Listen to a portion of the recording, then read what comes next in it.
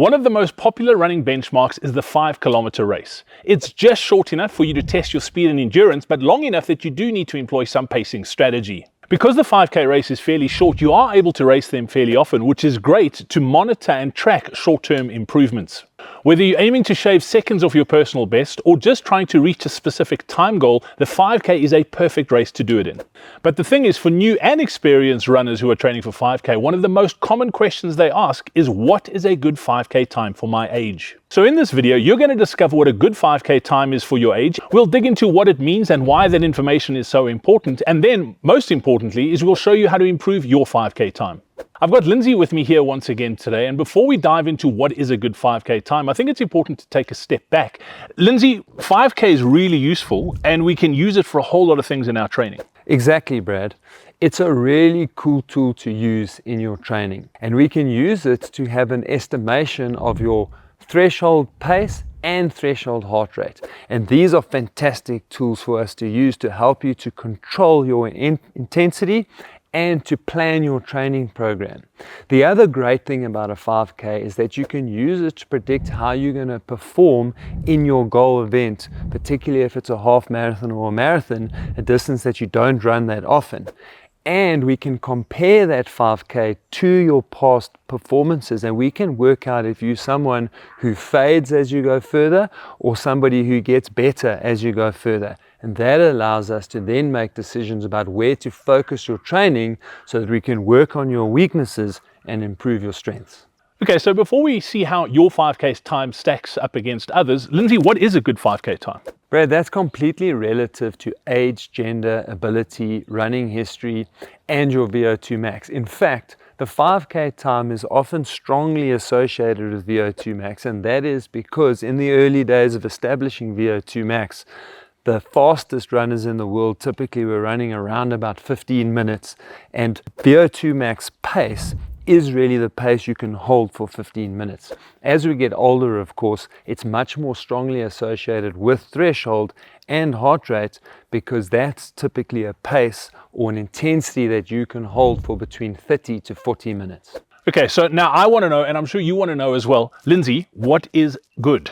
Actually, before we get to what's good, Brad, we have to make sure that what we're doing is comparable and repeatable over time. So it's really important that we actually do these time trials properly, and to make sure that we can compare them to each other, we should be doing them on similar routes at similar times of day, and preferably with similar weather conditions, although those will change slightly as we go through the year.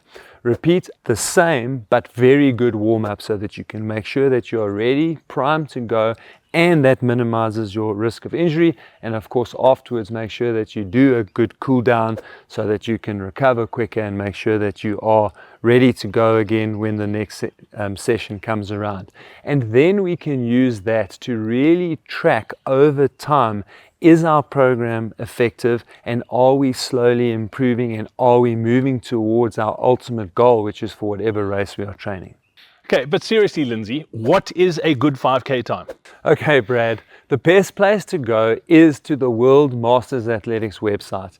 There they've actually got a list of the fastest times for your age, but importantly, you can plug your time in, and that will give you a percentile where you fall in your particular age group. And what's super cool about it, Brad, is that it also gives you a comparative of what you would run at various ages. So you can also use that to compare how you go against your nephews, nieces, sons and daughters, etc. So it's a super cool tool to use. So go jump on there, have a look, and see where you fall compared to people your age. Okay, that's really cool. What I'm going to do is I'll pop the link to that website in the description below. But Lindsay, surely there are some implications to all of this?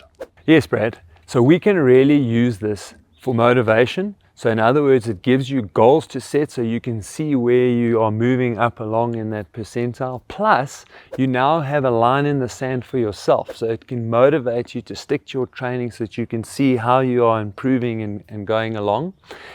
Very importantly, and probably most importantly, you can use each of those 5K to adjust your training paces so that you know exactly what pace you should be doing your easy paces at, and importantly, how hard to push yourself in your interval sessions, because most people tend to overpower their interval sessions, and it means they can't complete them properly. In other words, they're getting slower and slower and slower as that goes out. So if you now know what paces you need to run those interval sessions at, you can really get the most out of those.